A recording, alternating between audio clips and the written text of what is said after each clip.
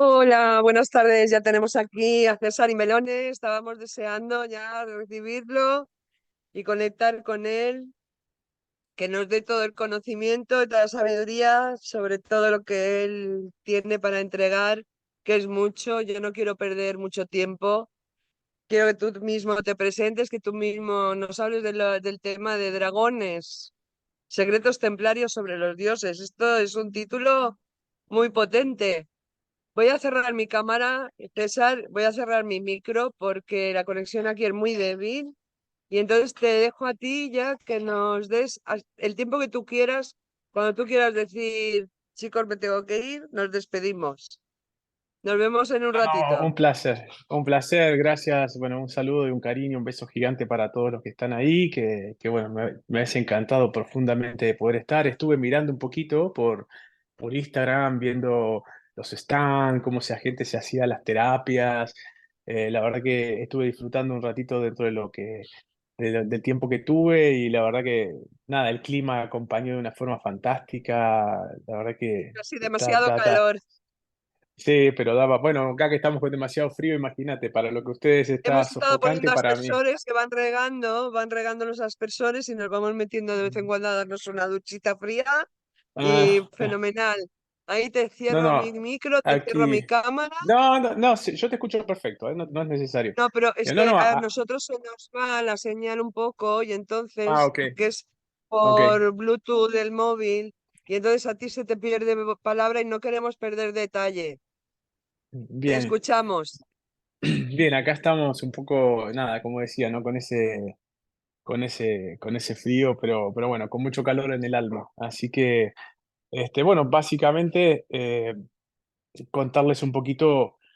Eh, la verdad que no soy una persona afina a presentaciones propias, pero simplemente con decirle que más allá de mi rol dentro del mundo del empresariato, donde presido varias empresas tecnológicas y de energía, mi rol en el mundo ha sido como la de muchas personas que a lo largo de su vida tuvo un quiebre, ¿no? Y ese quiebre tuvo que ver con una cuestión casi inexplicable, rozando lo paranormal, allá por los años 90. Y eso hizo un poco que cambiara mi vida, ¿no? Entonces, a partir de ese momento y de esa cuestión muy particular, eso me ha llevado por distintos lugares del mundo. He dado la vuelta al mundo varias veces a lo largo de los últimos 30 años. Me ha dado la posibilidad de estudiar muchísimos textos antiguos a partir de mis relaciones con muchísimas casas de estudios, sociedades secretas y, y- y núcleos de personas de letras y de luces, que sabían mucho y que no solamente había mucha sabiduría y conocimiento, sino que también estaban las fuentes de ese conocimiento.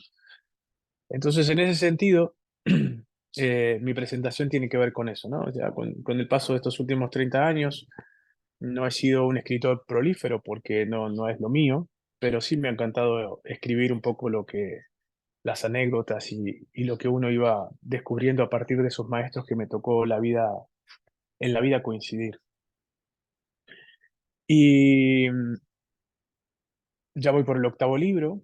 El último fue bestseller internacional en marzo, gracias a Dios, y agradecido a todos los que lo han comprado, tanto en la versión electrónica como en la versión papel, física. Templarios Hijos del Sol, el legado de María Magdalena, es una trilogía, esa es la primera parte. Este año está saliendo la segunda parte, que es Templarios Hijos del Sol 2 y el subtítulo es El Hijo de la Promesa y el Secreto de Gabriel. Eh, Dentro de lo que tiene que ver con esta temática está todo lo que es el estudio antiguo de muchos libros, entre comillas, sagrados, ¿no? Pero de sus versiones originales, de las versiones por lo menos más antiguas que tenemos. Dentro de lo que tenemos, más lo que se ha ratificado a partir de los encuentros que han tenido arqueólogos y nómadas comunes, que a partir de sus hallazgos se han puesto en trabajo en forma conjunta para unos trabajar in situ en la parte arqueológica de los sitios y otros obviamente en el desarrollo de la comprensión y la traducción literal de estos textos antiguos, como pueden haber sido los del Mar Muerto, los de Qumran, los de Egipto, de Nag Hammadi, etcétera. Entonces ahí, bueno, vamos a acceder a libros que nosotros creíamos perdidos en su totalidad. Ejemplos, por ejemplo, la versión original del libro de Enoch, que si bien está en una Biblia etíope, porque ellos me lo mantuvieron dentro del canon oficial, dentro de los libros oficiales, este, también ha sido manipulado con el paso de los siglos. Entonces, haber encontrado la versión original, o por lo menos la más antigua del libro de Enoch, en los textos del Mar Muerto, de Qumran, de Nag Hammadi, etcétera, bueno, es importante porque es una fuente realmente inagotable de conocimiento. Entonces, estas cosas los templarios las conocían. ¿Por qué las conocían? Porque los templarios, cuando fueron a Tierra Santa, fueron más que nada inicialmente en una misión no de seguridad, no de ser de policías de los caminos, como dice la historia oficial, sino una misión arqueológica. Hoy podemos visitar los kilómetros y kilómetros de túneles creados por los templarios bajo Jerusalén. Los templarios evidentemente fueron en una misión arqueológica. Lograron los objetivos de esa misión porque se volvieron rápidamente, pasados los años, por supuesto, cuando logran los objetivos de esa misión arqueológica, las presentan al Vaticano. No sabemos a ciencia cierta qué es todo lo que presentan, pero sabemos que lo que presentaron fue tan contundente que la Iglesia Católica les dio una amnistía en todo sentido, hacia atrás y hacia adelante, un montón de beneficios que no tenía ninguna monarquía de entonces. Estaban literalmente por encima de todas las diócesis y de todos los reinos. Estaban por encima de los reyes, inclusive, respondiendo solamente, entre comillas, al Papa, que tampoco lo hacían. Lo vamos a ver en la gesta contra los cátaros, donde los primeros llamados para pisar la revuelta cátara o la rebelión cátara son los templarios, y los templarios le dicen al Papa, no. Después van a ir los cruzados y la Inquisición, pero previamente fueron los templarios llamados a destruir el mundo cátaro. Y los templarios hicieron todo lo contrario, los protegieron. De hecho, fundaron dos ciudades ahí muy cerquita de la frontera entre España y lo que hoy es Francia, ¿no? En la zona ahí cercana a lo que es el sector del Languedoc. Y en esas ciudades hoy todavía podemos encontrar cementerios cátaros y templarios, ¿no? Y eran ciudades donde se protegían a los cátaros que, no, que trataban de escapar de las fortalezas tanto de Monsegur como de las otras que estaban asediadas. Entonces esto te demuestra claramente que tampoco respondían al Papa. Entonces, ¿cuál era el poder de los templarios? ¿Qué conocimiento habían adquirido los templarios en Tierra Santa que ponían de rodillas de tal forma a la Iglesia Católica, dándoles prácticamente inmunidad absoluta en todo sentido, política, económica, geográfica? Así que dentro de esos secretos, obviamente, no solamente había artefactos, sino que había documentación.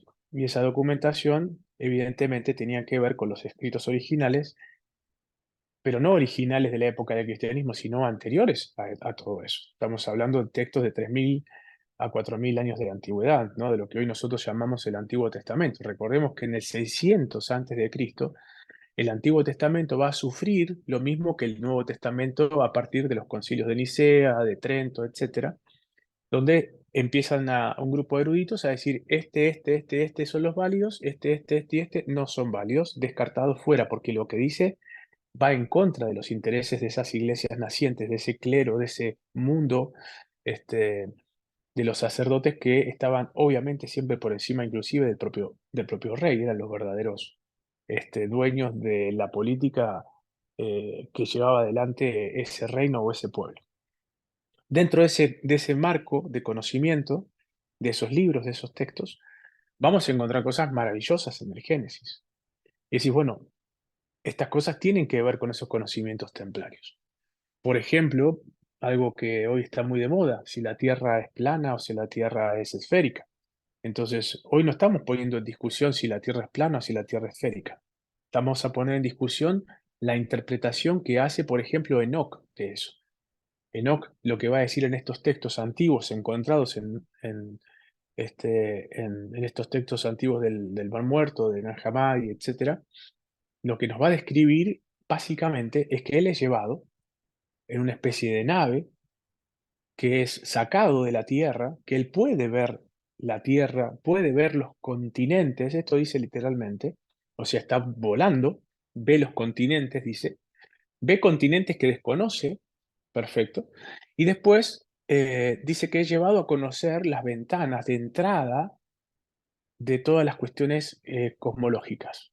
Dice que tiene varias entradas la Tierra, por donde penetran las estrellas, dice que penetra el Sol, la Luna, entra por una entrada, sale por otra.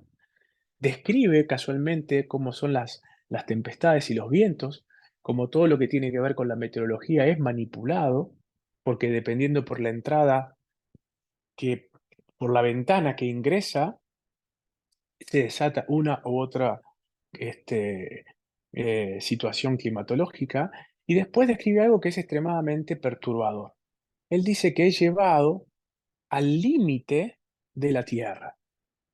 Entonces, si nosotros tomamos literalmente eso, una Tierra no puede ser esférica si tiene límites. Cuando la Tierra es esférica no hay límite. Y lo describe de otra forma, agrega otra capa de misterio más, cuando dice: fui llevado al límite de la tierra, en el lugar donde el cielo se une con el continente. O sea, el cielo se une literalmente con la tierra. Entonces, si hay un lugar donde el cielo se une con la tierra, estamos hablando literalmente de una cúpula, porque estamos hablando de ventanas, estamos hablando de zonas de ingreso y de egreso, de estrellas, lo que nosotros llamamos estrellas fugaces, del propio sol, de la propia luna.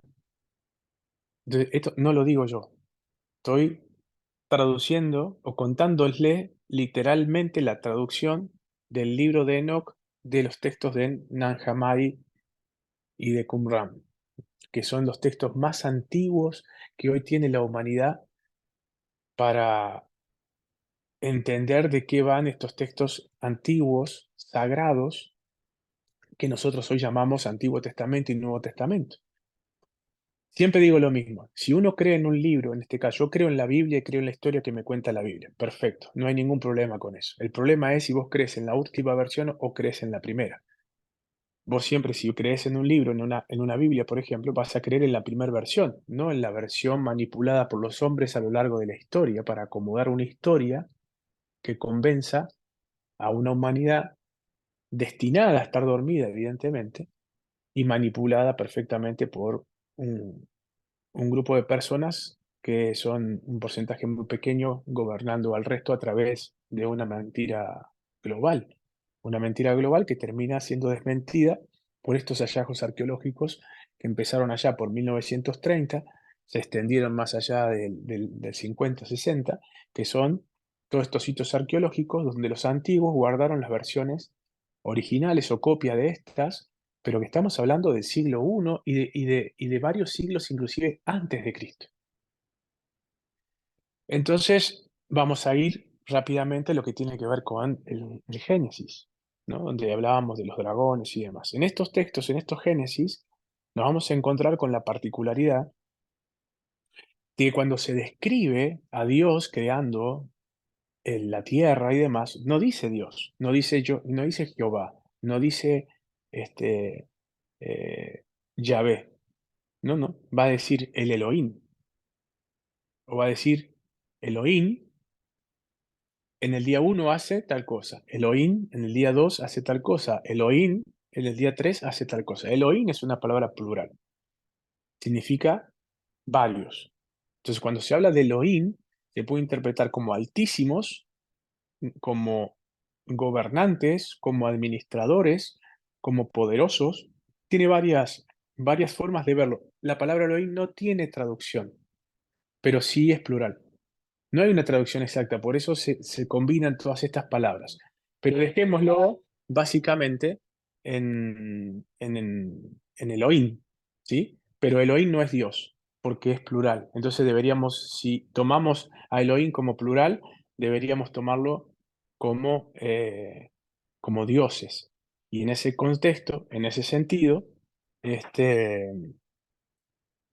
lo que vamos a ver es que no es uno el que está creando el universo, el que está creando la tierra, el que está separando la luz de la oscuridad, el que está creando los mares, el que está creando al hombre, etcétera. Son varios. Eso dice el texto original.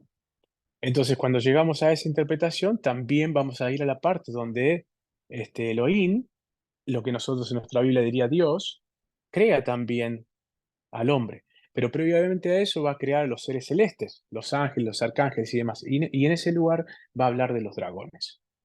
De hecho, en el Levítico, que es uno de los libros del Antiguo Testamento, vamos a tener una descripción de Yahvé, de Jehová, que la va a llevar adelante uno de los profetas de la época, donde describe a Jehová, Yahvé, convirtiéndose en un dragón, porque él va a decir, cuando Yahvé entraba en cólera, se transformaba en un ser, en una serpiente de fuego, literal, que escupía por sus fosas nasales, describe las fosas nasales, describe la distancia entre fosas nasales y describe que desde el aliento todo lo consumía, todo lo transformaba en fuego. Describe a un dragón literalmente.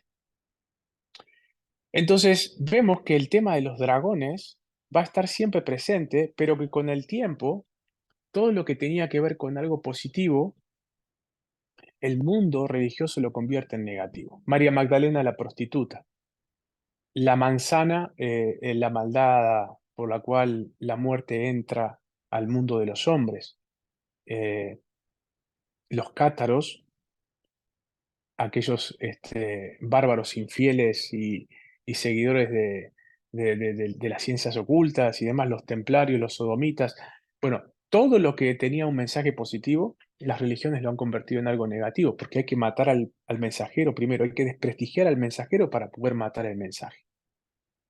Entonces, lo mismo va a pasar con los dragones. Fíjense que cuando ustedes van al arte, van a las iglesias, van a encontrar a Miguel o a Gabriel peleando con un dragón, el ángel caído, ¿sí?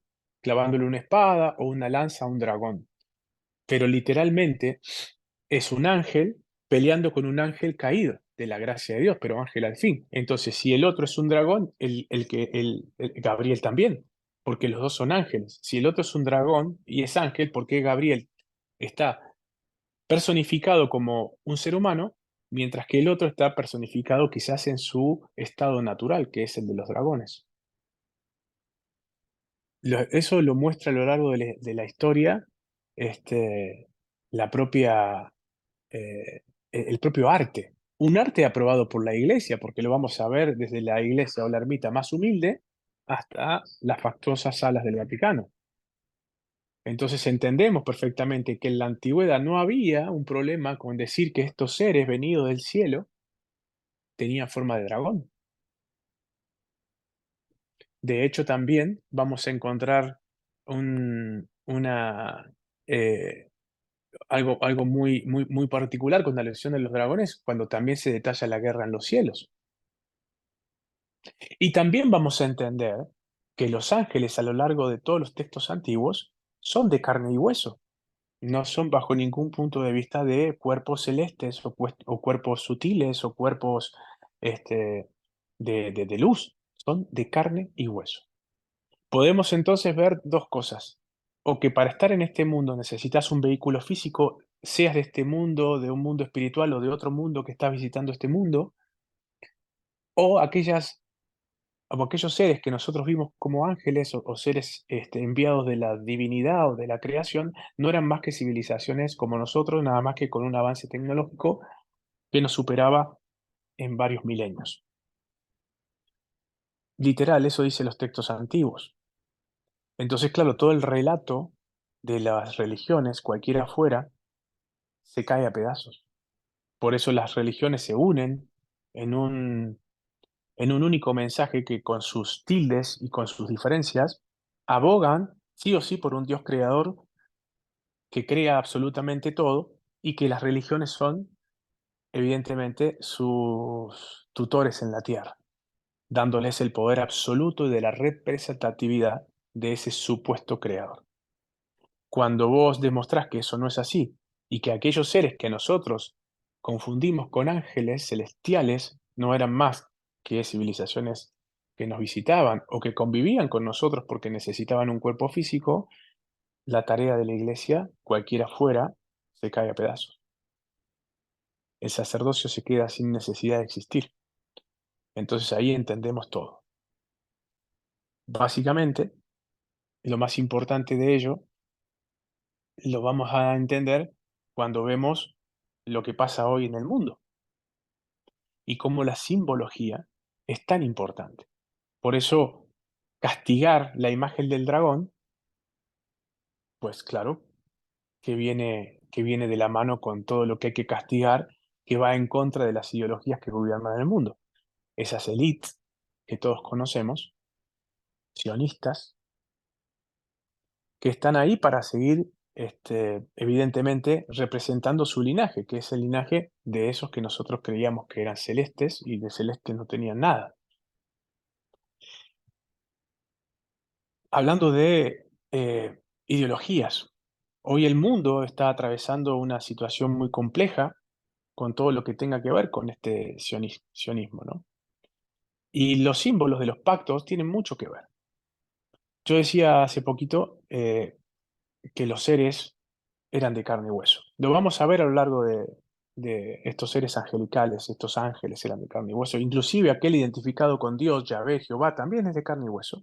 Lo vamos a ver con Jacob, cuando Jacob lucha todo un día con él y le vence, y Yahvé le dice, bueno, está bien, basta, hasta acá llegamos, no voy a luchar, me has vencido, porque ya está cayendo la noche, debo irme, pero si yo me convierto en tu Elohim, en tu Dios, entre comillas, mal traducido, si me convierto en tu Elohim, ¿qué quiere decir eso? Que había otros Elohines. Yahvé, el propio Jehová, al decirle esto a Jacobo, le está reconociendo para nosotros en el diálogo del Antiguo Testamento, tanto sea en el manipulado y el no manipulado, esto está exactamente igual, le está reconociendo que hay otros como él.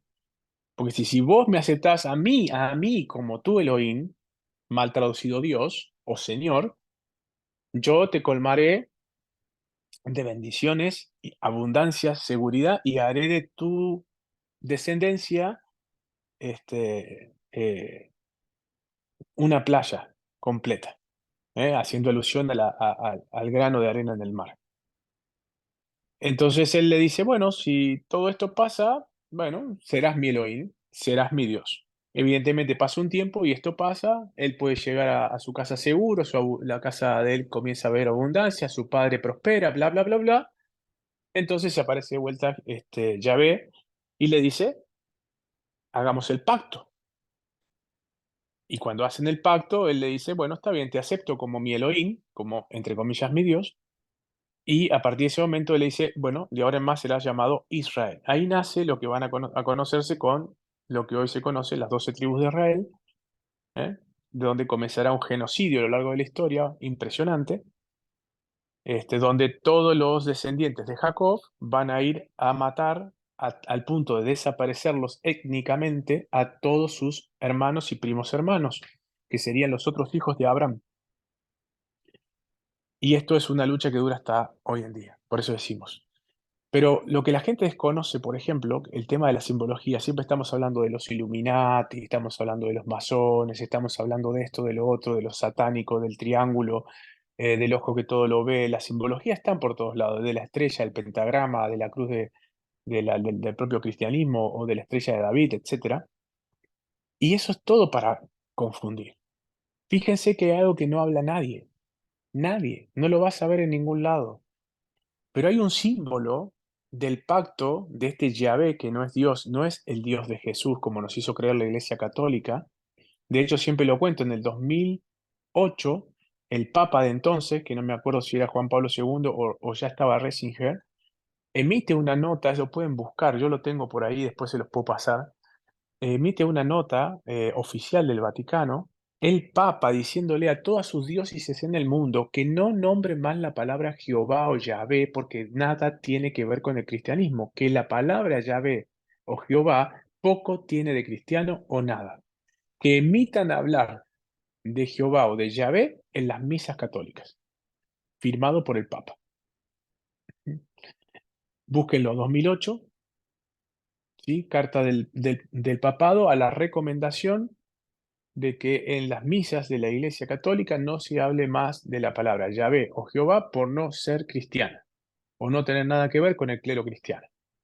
No lo digo yo, lo dice el Papa de entonces, que posiblemente haya sido Juan Pablo II o los primeros años de regencia. Ahora tengo una laguna mental para no equivocarme, pero lo importante es que es del 2008. Entonces, teniendo esto más claro que el agua, vamos a entender por qué el mundo va hacia donde va y por qué estas guerras que hay en Medio Oriente están como están. Porque esta guerra que comenzó con la familia de Jacob, a quien van a llamar Israel, lo primero que va a enfrentar va a ser a su medio hermano, que va a ser Ismael, que es de donde comienza el linaje del mundo árabe. Y el pacto de Yahvé para destruir el mundo árabe no va a estar dado por otra cosa que por simbolismo. ¿Cuál es el símbolo de Yahvé con la alianza, esta alianza nueva que va a nacer de la mano de Moisés, con ese supuesto Dios Yahvé? ¿Saben cuál es el símbolo?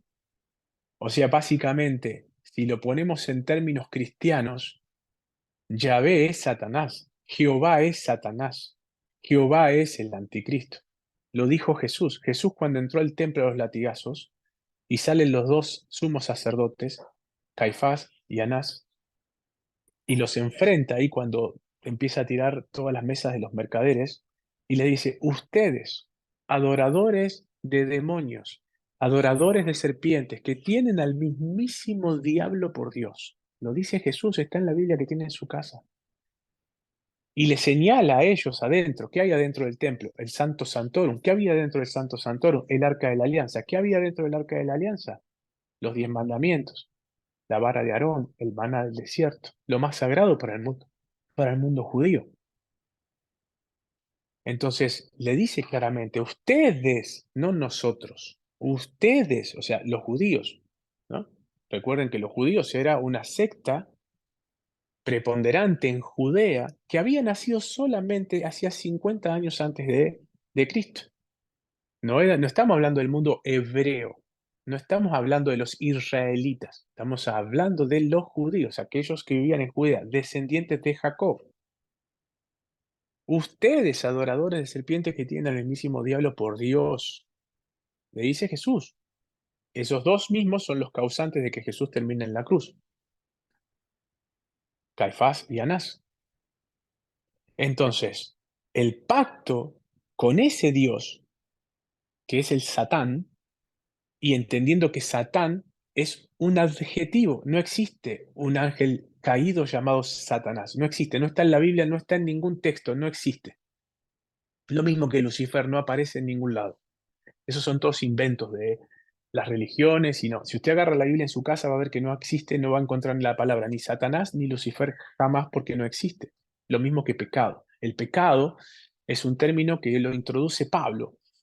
¿Sí? Pablo de Tarso, ese que mataba a todos los cristianos hasta que Jesús se le aparece en el camino y lo ciega, hasta que después le devuelve la vista y se convierte supuestamente en el más seguidor de Cristo, que es el verdadero fundador, el fundador del cristianismo, el fundador de la Iglesia Católica, va a ser Pablo, no Pedro. Pablo, alguien que asesinaba a cristianos por placer y que introduce la palabra pecado y va a ser el primer denigrante de la mujer, porque él es el que va a decir y va a escribir por primera vez, Pablo, que por culpa de una mujer entró la muerte a la vida del hombre, por haber instigado y comido la supuesta manzana del conocimiento en el jardín del Edén.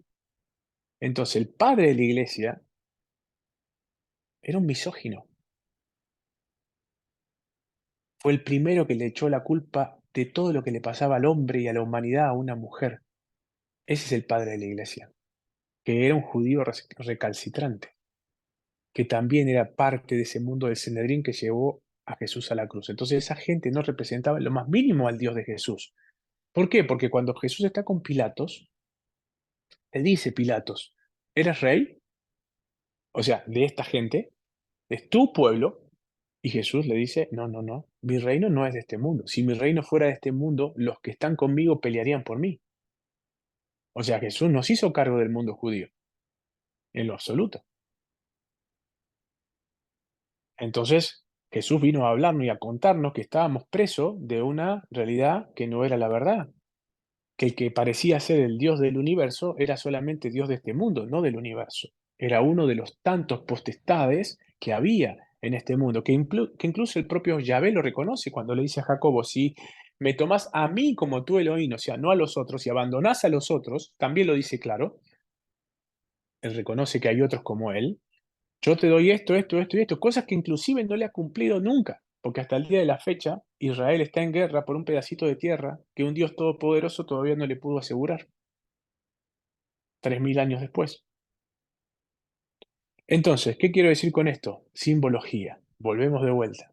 ¿Cuál es el símbolo del pacto de Moisés con este supuesto Dios, este Elohim, este poderoso? Sí, pero de los menos poderosos de todos los que había, evidentemente, porque no ganó absolutamente nada. ¿Saben cuál era? El arco iris. El arco iris.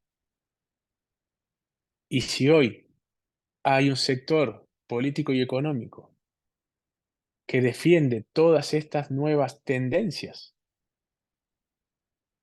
que están llevando a la ruptura de todo tejido social y de la familia, es el símbolo del arco iris.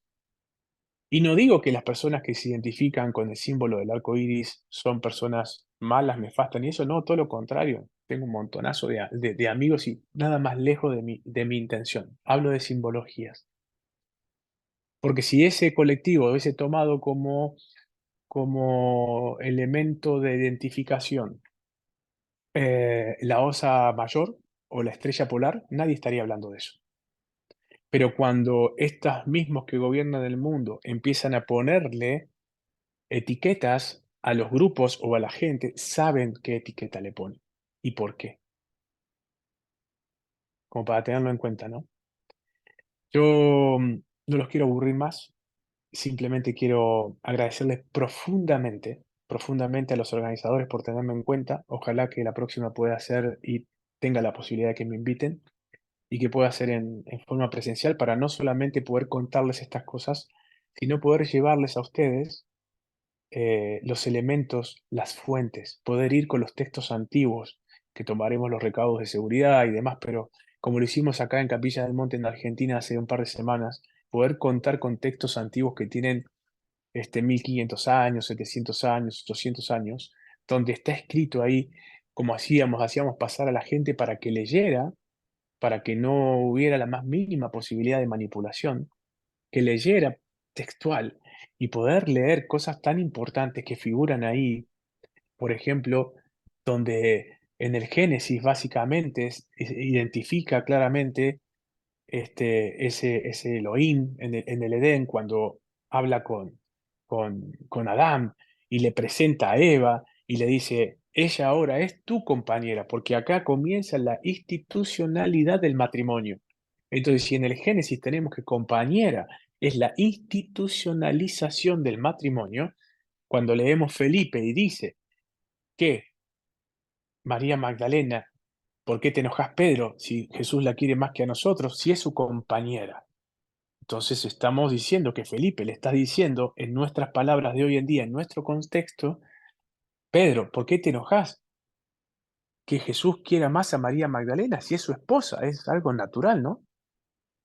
Traducido a nuestra época es eso, porque en la época de ellos, compañera era decir esposo o esposa o compañero. Entonces, poder leer eso in situ, directamente de la fuente, poder beber de eso, es maravilloso porque ya ahí no hay una imposición de creencias. Ahí lo que hay es compartir información, compartir origen de esa información y después cada uno puede hacer su propia versión de la verdad, porque nadie es dueño de la verdad. Entonces, lo que yo digo no es lo que yo pienso. Nunca hablo de lo que yo pienso, eso me lo guardo para mí. Hablo de lo que puedo todo el tiempo compartir con pruebas concretas pudiendo mostrar las fuentes para que no haya discusión alguna. Te puede gustar más, te puede gustar menos. Pero si querés tener un debate serio y un debate constructivo, no vamos a debatir entre un libro manipulado hasta hace 10 años, como la Biblia que tienes en tu casa, contra una Biblia de 1500 años. Siempre voy a leer la Biblia de 1500 años porque se supone que esta debería ser la copia exacta y literal de esta. ¿Por qué esta está cambiada? ¿Por qué esta está cambiada? Porque hace 1500 años no había necesidad de cambiar nada, porque nadie sabía leer ni escribir. Entonces los que escribían, escribían sin tapujos. Total, lo que leían sabían lo que tenían que decir, porque tenían obviamente su dogma que defender. Y cuando vos defendés un dogma, te convertís en un extremista de ese dogma, en un fanático, porque tenés que creerte tus propias mentiras. Te tiene que ganar el personaje, y hoy en día hay sacerdotes de muy alto rango que conocen la verdad, pero la mentira que han ocultado a lo largo de siglos es tan poderosa que ya no saben cuál es la verdad. Entonces, ¿qué hicieron para no tener que avergonzarse de representar una mentira sabiendo cuál es la verdad? Perseguir a los libros que dicen lo contrario a lo que ellos profesan.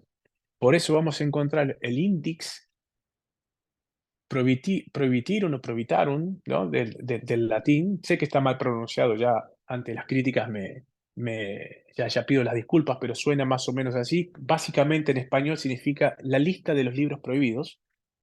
Este, y el top 5 de esa lista de libros prohibidos por la Iglesia Católica a lo largo de los siglos, casualmente es, entre comillas, la Santa Biblia. O sea, el libro que ellos deberían proteger para ser difundido con pistisofía, o sea, con conocimiento sin alteración, es el libro que más prohibió la Iglesia Católica. El libro que tiene la palabra supuestamente de la liberación de la esclavitud emocional y cultural de una población o de una civilización, que es ese texto libertario que es la Biblia en las palabras de Jesús de Nazaret, donde te libera del yugo de terceros. El libro que más debería ser difundido fue el libro más atacado, fue el libro más prohibido, y llegó a tener inclusive pena de muerte si ese libro era estudiado o replicado públicamente. Era solamente para estudio interno. Me hace acordar algo que está sucediendo hoy en Europa, ¿no? Donde en algunos países ya si uno está leyendo la Biblia en público es arrestado.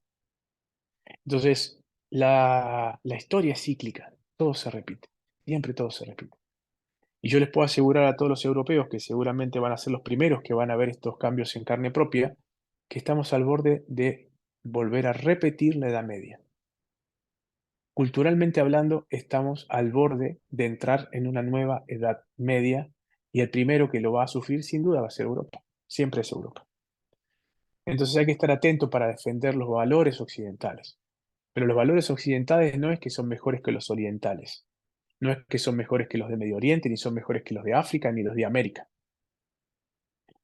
Todo valor que podamos llegar a defender tendría que estar siempre de la mano de cuestiones que no sean extremistas, de cuestiones que nos liberen, de cuestiones que nos inviten a seguir buscando nuestra propia verdad, de valores que apunten a las cuestiones por natura, de las cosas que son naturales. No podemos ir contra natura, no podemos ir contra esa naturaleza, porque los grandes maestros, Buda, el propio Jesús de Nazaret, Akenatón y otros tantos, o sea, nombro tres totalmente diferentes y atemporales, van a ver siempre en la naturaleza el ejemplo de cómo debe comportarse el ser humano. Desde Jesús hablando de los pájaros y los lirios, de las observaciones que hacía, por ejemplo, de la naturaleza y cómo afectaba en su cuerpo literal, tanto espiritual como biológico, que hacía Buda, como el propio Akenatón, que veía ya más allá en la cosmología, el gran maestro para cómo el hombre debería comportarse o cómo debería enfrentarse ante las adversidades que este mundo le ponía de la mano. Y no era con la propia destrucción ir a contener a algo o a alguien destructivo, sino que lo basabas desde el amor, desde el conocimiento interno para abordar cuestiones externas. O sea, que Natón en ese sentido fue pionero, en todo sentido fue pionero, pero en eso fue profundamente pionero. Entonces, cuando nosotros sigamos una enseñanza, una filosofía o incluso una religión, esta debe ser liberadora y libertadora, no todo lo contrario. Si nosotros estamos en una religión donde solamente prevalece el temor, la culpa a una palabra maldita inventada por Pablo que es pecado, que te condiciona y encima te inventa el que te puede liberar del pecado, que es el sacerdote a cambio siempre de algo, eso no es sano para la humanidad. Pero la gran mayoría todavía sigue atado a eso. Hoy estamos hablando todo el tiempo de todas estas cuestiones maravillosas, liberadoras y libertadoras. Vamos a entender perfectamente que el pecado no existe porque no está ni siquiera en la Biblia, en el Antiguo Testamento ni figura, no existe, como les decía, lo inventa Pablo. Y todos estamos acá escuchando y seguramente estaremos diciendo, sí, seguro, nosotros no creemos en el pecado. ¿Cómo vamos a creer en el pecado? ¿Cómo vamos a creer que si un niño nace discapacitado la culpa es porque sus padres son pecadores? Que es lo que dice Pablo. ¿Cómo voy a ser parte de una religión que debe de hablarme del amor de Dios por la humanidad? Me habla de que castiga a un inocente porque los padres supuestamente son unos desacatados, como diríamos por acá. Ese no es el Dios de Jesús, en lo más mínimo. Entonces, cuando nosotros nos referimos a todo esto, seguramente que el 100% de las personas que me están escuchando lo coinciden. Pero muchas de estas personas que me están escuchando y coinciden con esto, el domingo van a ir a misa. Y cuando vayan a misa, seguramente van a recitar el Ave María. Salve Ave María, ruega por nosotros, pecadores. Entonces, el Ave María no lo inventó María. No lo inventó ni siquiera nadie que la conocía, María. Lo inventó un desgraciado que en las primeras 4 palabras o 5 palabras de esa hermosa oración nos metió subliminalmente pecado, pecado, pecadores, pecadores, pecadores, mea culpa, mea culpa, mea culpa. Claro, somos una sociedad nacida para servir a unos pocos y la única forma de servir a unos pocos simplemente es a través del miedo, de la culpa. Y si yo soy el único que te puede liberar de ese miedo y de esa culpa, que es el sacerdote, bueno, tenemos un gran negocio, ¿no? Entonces, estas cosas que sí las sabían los templarios, por eso los templarios tenían sus propios sacerdotes y no permitían que ningún sacerdote católico formara parte de las filas templarias, sino que el sacerdote templario, que no era sacerdote sino un monje, era sí o sí templario bajo los conocimientos templarios. Entonces, claro, ahora entendemos por qué los templarios eran un problema y tenían que ser perseguidos y aniquilados y destruidos de la faz de la tierra, porque el conocimiento que tenían, esta liberación de culpas, esta liberación de todo este contenido realmente de opresión psicológica absoluta sobre las masas, en los templarios eso no pesaba. Entonces eran de temer, porque no solamente tenían una cuestión económica, militar y geográfica de vanguardia, de excelencia, de supremacía, sino que encima espiritualmente eran libres. Y contra eso no se podía combatir. No se podía ganar una batalla contra alguien que es mental y espiritualmente libre, totalmente fuera del control de esos dogmas y de esos inventos de Pablo. Entonces, claro, los templarios tuvieron que crear una sociedad anónima, perdón, una sociedad secreta, este, para poder estudiar todo esto en secreto sin que nadie se enterara para no ser perseguidos por la Inquisición. Y que duró hasta nuestros días. Entonces, estos secretos fueron tan profundos y tan potentes que cuando descubrieron lo que descubrieron, sea lo que hayan descubierto en Jerusalén, volvieron rápidamente al Vaticano, se lo mostraron al Papa y el Papa dicen que se arrodilló ante los templarios. El resto seguramente ya es todo mito y leyendas, pero es una historia maravillosa para que todos este fin de semana que tengan un tiempito lo puedan este, pasar un ratito ahí por internet para poder googlear mucha de esta información que les acabo de dar e inclusive seguir generando disparadores para que la gente siga buscando más información y nos haga esa información libres, libres, libres desde el punto de vista espiritual como desde el punto de vista de las emociones, porque acá hay un condimento emocional muy profundo. La religión tiene un condimento no solamente espiritual, sino emocional muy profundo. Y ahí es donde radica el gran problema que tenemos con respecto a las religiones, la cuestión emocional. Cuando uno logra separar la cuestión emocional de la espiritual, bueno, ahí es donde realmente entonces ya decimos que somos libres. Ya es un movimiento liberador y libertador.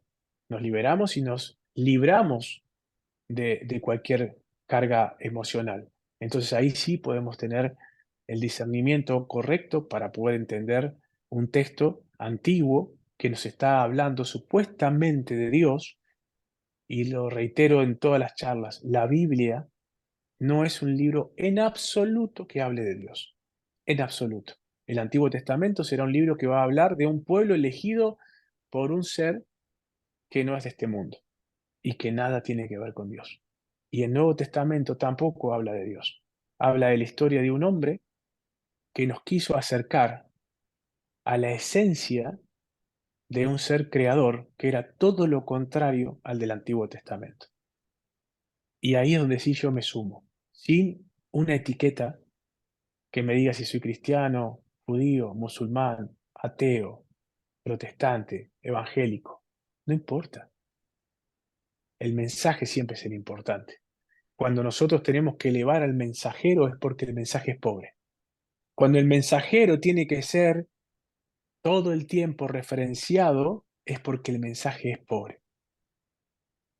Entonces, cuando el mensaje es potente, te llega al alma. No necesitas referencia del mensajero. No sé si hay algo que me quieras Sí, te quería preguntar preguntar o algo. que me han bueno, ya hoy he coincidido con algunas personas que me piden, bueno, estaban muy emocionados porque iba a estar aquí, no lo has dicho, pero lo voy a decir yo, eres gran maestre de la Orden de los Templarios. Dentro de la Orden de los Templarios hay algunos gran maestres, tú eres de la rama pública, por decirlo de alguna manera, ¿no? Entonces me piden como para entrar en la Orden de los Templarios. Yo sé que hay algún chat donde hay un enlace para unirse al grupo de aspirantes, entonces ya lo Ujú. proporcionaré porque tengo la información. Otra cosa que me piden, si Tartaria es real o no, si existió Tartaria o no existió. Bueno, a ver, Tartaria existió, por supuesto, es un territorio que cualquiera puede ubicar en el mapa, ahí cerquita de la frontera rusa, cerca de lo que son los montes Urales, digamos, y se extendió y realmente ha sido un imperio que existió. Ahora, la Tartaria de la que hablan todo el mundo, bueno, son teorías. Como teorías, nadie podría descartarlas, porque para eso son las teorías, hasta que se demuestre lo contrario. Que hay una situación complicada con muchísimas ciudades que están construidas sobre otras ciudades, que evidentemente parecería ser que hubo como una inundación de lodo y de fango muy profunda de muchos metros, y a partir de ese lugar se vuelve a construir eh, otras ciudades. Esos son hechos arqueológicos irrefutables, pero eso no dice nada. ¿Por qué? Porque a lo largo de la historia las ciudades se han construido sobre ciudades. Vamos a ver, no solamente ahí en territorio español, vamos a ver la cantidad de ciudades que están construidas sobre emplazamientos romanos, visigodos, etcétera, y que muchas veces se utilizaba como cimientos para elevar por el tema de que las crecidas y los grandes cataclismos que ha sufrido la antigüedad, lo podemos ver con Pompeya. O sea, hay un montón de situaciones que obedecen al reacomodamiento de las placas tectónicas de la Tierra, y que eso va a generar fricciones y va a generar movimientos de esas placas que van a hacer que evidentemente estos cataclismos los vamos a tener toda la vida en nuestro territorio. Y eso obedecía de que cada vez las ciudades trataban de hacerla en mayor altura, y para lograr altura en las ciudades lo construían sobre ciudades ya preexistentes. Eso no es de la época digamos, del 1700, eso lo vamos a ver desde la época del Imperio Romano y de antes del Imperio Romano también. Así que tampoco eso es un hecho irrefutable. Así que el tema de Tartari y los gigantes, a ver, es más fácil hurgar por encontrar vestigios antropológicos y arqueológicos reales sobre gigantes que sobre la Tartaria, y creer que justificar o vamos a necesitar a Tartaria para justificar la existencia de los gigantes. No, los gigantes existieron y eso es irrefutable, porque de hecho hay restos óseos. ¿Eh? Es como decir que los dinosaurios no existieron. Sí, existieron los dinosaurios. Hay restos óseos. Punto. Ahora después, si eran de 5 metros, si eran de 2,5, si eran de 3, la verdad que te vas a la NBA y tenés gente con 2 metros con 30 y 2 metros con 40, ¿no? O sea, digamos, para mí que mido 1,70 ya son gigantes, eso, no necesito ver, ¿no? Pero después podemos ir a textos muy antiguos que, ahora poniéndonos serios, podemos remitirnos rápidamente a que la historia nos va a contar que los Nephilims van a ser los famosos gigantes, ¿no? que en teoría son para los que un mundo como el de Tartaria estaba hecho, por eso esas puertas gigantescas y por eso esos edificios gigantescos y toda esa tecnología. Pero entendemos que si creemos en ese libro, vamos a hacer de cuenta que ese libro dice lo que dice, que es verdad, entonces vamos a ver que hubo un diluvio que fue específicamente para borrar de la faz de la tierra a todos estos gigantes. Ok, en estos textos antiguos, algunos textos dicen que estos gigantes, cuando llegó el diluvio, se agarraron al arca de la alianza y muchos sobrevivieron. O encontraron otros elementos de flotación y sobrevivieron. ¿Y dónde encontramos que esto que dice este texto religioso llamado Biblia es verdad? Por ejemplo, cuando lucha David contra Goliat. Hay un texto donde dice que David era una cosita chiquita así, Goliat lo superaba no sé en cuántas veces, que era de los filisteos, y estamos hablando de tiempos posteriores al diluvio. Entonces, ahí tenemos una prueba concreta, exacta, de que los gigantes no fueron destruidos con el diluvio. Y después también vamos a encontrar en los textos antiguos de que a estos gigantes, los supuestos dioses o Dios o quien sea que los ha castigado, los pusieron en distintos puntos de la tierra. En los textos religiosos van a decir que fueron escondidos o encarcelados en las profundidades del Éufrates. Pero en otros textos, que no son oficiales, pero que sí son mucho más antiguos que los oficiales, por ende les creo mucho más, van a decir que estos gigantes, el resto de estos gigantes, fueron llevados a la Antártida. Y de ahí quizás esta cuestión de tratado antártico, donde, fíjense, no se pueden poner de acuerdo en la guerra en Ucrania, pero sí todos se pusieron de acuerdo de que nadie puede ir a la Antártida. Es un poco extraño, ¿no? Si vos no tenés poderes de acuerdo con alguien por algo, no te pones de acuerdo por nada. O sea, si yo soy Rusia, ¿por qué voy a acordar con Estados Unidos de que en la Antártida no se puede hacer nada si en el otro continente Estados Unidos está haciendo todo lo posible para que me destruyan? Está mandándole armas a Ucrania para que bombardeen territorio ruso y los rusos están haciendo lo mismo para el otro lado, hacia el lado de la OTAN. Pero en el Tratado Antártico somos todos amigos. Entonces, ¿qué es lo que hay en la Antártida que le teme todo el mundo? Y después encontramos textos como estos donde dicen que esos gigantes fueron llevados y están retenidos, o quizás no están retenidos, o quizás lo que se les dio es el territorio de la Antártida para que dejen a la humanidad evolucionar en forma natural sin intervención supuestamente y entre comillas divina, porque esos Nephilim son el resultante de qué? De esos ángeles caídos que tuvieron hijos con las mujeres humanas. Entonces, si tuvieron hijos con a mí no se me hace a una mujer teniendo sexo con un tipo de 4 metros, ¿no? O sea, biológicamente sería incompatible. Entonces, las personas que tuvieron descendencia entre estos seres especiales, Nephilims, o el resultante de los Nephilims, que van a ser estos ángeles supuestamente caídos, tenían que tener forma humana y tenían que tener una forma humana acorde a una mujer. Que el resultante del gigante no es un bebé gigante, sino que es un bebé que desarrolla a lo largo del tiempo un desarrollo de una combinación de ADN de la mujer terrestre con ese ser. Recordemos que a lo largo de los textos antiguos vamos a tener a estos ángeles llegando a un montón de lugares sucios, cansados, ¿eh? Cuando llegan a Sodoma y Gomorra, que van a visitar a Lot, Lot les tiene que hacer de comer. La Biblia especifica qué es lo que le da de comer, puchero, que tienen miedo porque la gente los quiere linchar. Entonces, ¿qué clase de ángeles son? El propio Yahvé, que tiene que mandar espías a 40 kilómetros porque no sabe qué es lo que está pasando en la ciudad para saber si la puede atacar o no. Esto pasa, por ejemplo, cuando van a atacar Jericó, donde manda espías por todos lados, como no es Dios, no es omnipresente, omnipotente y omnisciente, y a 40 kilómetros no sabe lo que está pasando, y manda 2 ángeles, y esos 2 ángeles se los va a llevar puesto la turba, los ensucian, los persiguen, llegan cansados, sudorosos, necesitan bañarse, descansar y comer. Y son lindos, son rubios, de ojos celestes, son blancos, son esto, son lo otro. Y yo, para que no me tilden después de racista, eso es lo que dicen los textos. Si hubiese dicho que era grandote, moreno, bronceado, también estaba bien, ¿no? Pero estos eran rubiecitos de ojos celestes, que es lo que dice el texto. Y así todo, son de carne y hueso, tienen las mismas necesidades que cualquiera. Necesitan descansar, comer, dormir, vestirse, bañarse.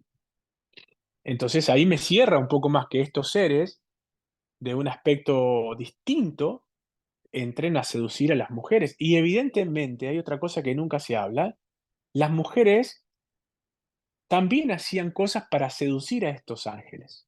Recordemos que estos ángeles van a ser los que le van a enseñar al hombre un montón de cosas, y a la mujer casualmente todo el tema que tiene que ver con el cuidado del cabello, la piel y la cosmo, ¿cómo es que se dice? La cosmo, eh, la La cosmética. cosmética. La cosmética, lo dicen los textos. Entonces, ¿para qué te enseñan la cosmética? ¿Para qué? Para estar más linda. ¿Qué es lo que le dice Gabriel a María? No le dice, María, llena eres tú de gracia, porque vas a concebir el Hijo del Altísimo. No le dice eso Gabriel, eso lo dicen las películas de Jesús de Nazaret.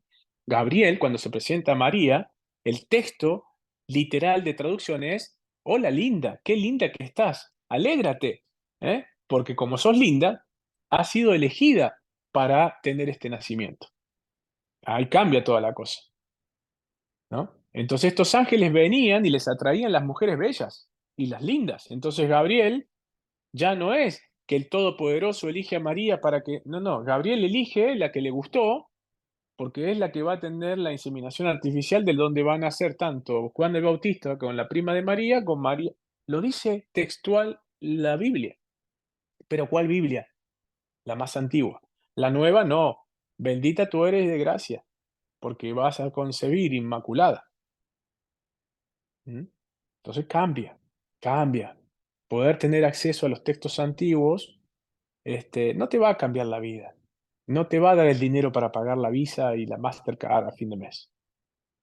¿Sí? Pero te va a liberar a la hora de que venga un tonto vestido como venga y te quiera enseñar o imponer que Dios nos está mirando y que en cualquier momento la ira de Dios caerá sobre la humanidad porque somos un desastre como civilización. Eso pasó siempre. Eso pasó siempre. Y Jesús vino casualmente a dar un discurso totalmente distinto, a liberarnos, a decirnos que no importa lo que hagamos, que es imposible ofender a Dios.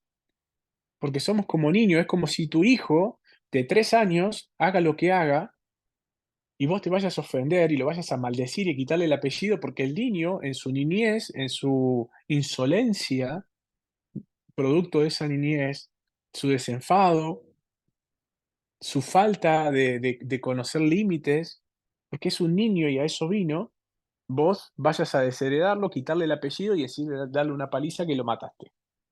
Es una locura como padre, ¿no? Entonces Jesús daba el mismo ejemplo de Dios para con la humanidad. Y era todo lo contrario al Dios de la guerra, que era Yahvé, Jehová, ese que estamos dando vuelta por todos lados los domingos en misa, con los evangélicos, con esto, con cualquiera, y nos están contando las atribuciones de ese Dios, este, Demasiadas este, mentiras, demasiado ¿no? engaño. Donde te enseñan a temer a Dios. Es más, de hecho, te dice la propia religión, Dios debe ser temido. Jesús te decía, Dios debe ser amado, porque Él te ama aunque no lo amas. Él te reconoce aunque no lo reconozcas. Y eso es fantástico. Vos decís, ¿cuáles eran los grandes secretos de los templarios? Ese secreto y esa forma de vida era 10 veces más poderosa que si llegaran y dijeran, mire, nosotros tenemos el arca de la alianza. Es más poderoso un ser libre y más peligroso que cualquier arma en el mundo. Un alma libre es más poderosa que cualquier arma en el mundo, porque la libertad y el amor es una semilla que germina entre las piedras. En cambio, el temor, tarde o temprano, es vencido, siempre. Vos podés tener oprimida toda una sociedad. Tarde o temprano la sociedad se levanta. Cuando la sociedad prospera en un amor colectivo, siempre prospera. La semilla de ese tipo de civilización, de ese tipo de cultura, de ese tipo de sociedad, aunque caiga en el medio de las piedras, florece. El miedo no, el miedo siempre y la opresión siempre tiene fecha de vencimiento. A lo largo de la historia, con todas las dictaduras mundiales, ninguna prosperó.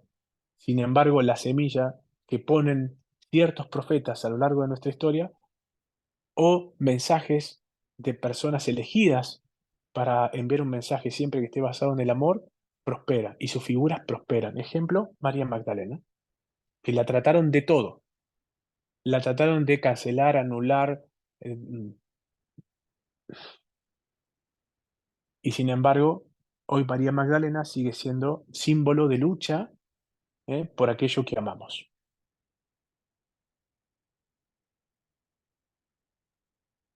Te hago la última pregunta y cortamos porque sé que tienes tus horarios también y tus compromisos. Y antes has dicho, no les quiero aburrir más, no me aburres para nada, podríamos seguir y seguir. Y bueno, la pregunta es si hay alguna Biblia traducida que valga la pena tener en casa o comprar. La única que van a poder tener acceso es a cualquier texto que sea del 400, del 500 en adelante. Hay lugares que se pueden, colecciones antiguas y demás. Después, con respecto a lo que es demasiado comercial, no, da lo mismo que la bajen de internet, que la compren. Si tienen la oportunidad y su economía se lo permite, yo iría a buscar este, copias de la Vulgata original y que mínimamente hayan sido impresas antes del 1600, ¿no? La última que medianamente se podrá conseguir es una de 1590, 1616. Esa es maravillosa y siempre estamos hablando en idioma español, ¿no? En idioma español. O sea que sería arameo, traducción al latín, traducción al griego y desde el griego a todos los demás idiomas. O sea, máximo tenés 3 manipulaciones en el medio. La que tenés en tu casa debe tener unas 100 manipulaciones a lo largo de la historia, a lo largo de 1500 años. César, muchas gracias por este tiempo, gracias por habernos brindado tanto conocimiento. Yo invito a la gente a que siga escuchándote en Delca TV, Delca TV, como se dice en español, Ujú. y que puedan escuchar muchas más conferencias, muchas más charlas tuyas, que tus empresas, tanto la tecnológica como la genética, que está ahí sobre el ADN y el rejuvenecimiento y Mm. la salud, vayan para adelante, firmes, que podamos quitarnos las mujeres pronto las arruguitas. A ti te veo que has Y los hombres de recuperado las mucho canas. pelo, mucha cana se ha vuelto negro ya. Entonces, pues nada, un Estamos abrazo un poco enorme mejor. desde acá. Muchas gracias. Gracias. Nos vemos Gracias pronto gracias a ustedes. Nos vemos ahí ya para septiembre. Estoy por esas hermosas por tierras. España. Así que nos estaremos viendo. Sí, claro Esperándote, que sí. Viva, esperándote. viva España y que siempre sean grandes y felices como siempre lo fueron. Y que sean siempre Y que también un vivan las faro en el mundo, personas, no dejen de alumbrar. que, que vivan las personas como tú que siguen repartiendo verdad y sabiduría para que cada uno vaya investigando y descubriendo la verdad, que la verdad nos hace libres. Ese Gracias. es el lema final. La verdad nos hace libres. Un beso Sí, gigante para todos. gracias.